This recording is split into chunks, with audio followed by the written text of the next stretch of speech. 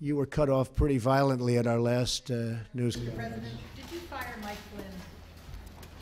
Mike Flynn is a fine person, and I asked for his resignation. He respectfully gave it.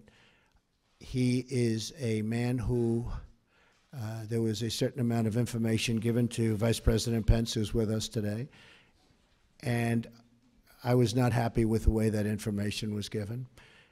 He didn't have to do that because what he did wasn't wrong. What he did in terms of the information he saw, what was wrong was the way that other people, including yourselves in this room, were given that information.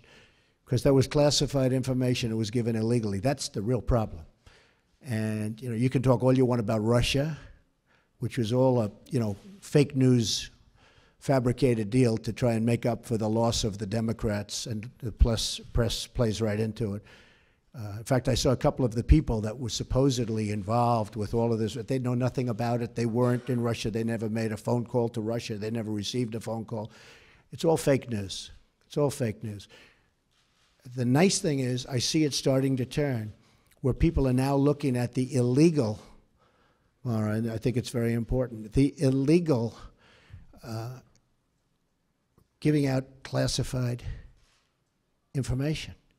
It was, and let me just tell you, it was given out like so much. I'll give you an example. I called, as you know, Mexico. It was a very, very confidential, classified call, but I called Mexico.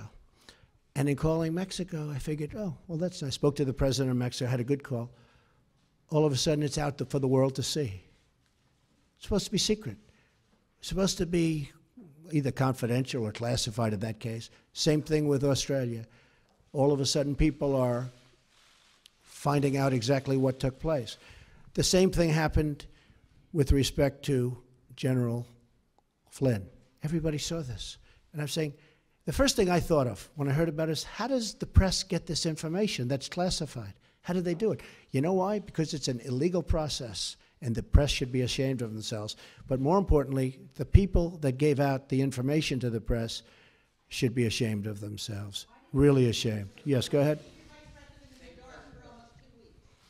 Because when I looked at the information, I said, I don't think he did anything wrong. If anything, he did something right. He was coming into office. He looked at the information. He said, huh, that's fine. That's what they're supposed to do. They're supposed to be, and he didn't just call Russia. He called and spoke to both ways.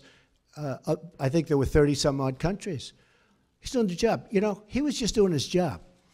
The thing is, he didn't tell our vice president properly, and then he said he didn't remember. So either way, it wasn't very satisfactory to me. And I have somebody that I think will be outstanding for the position.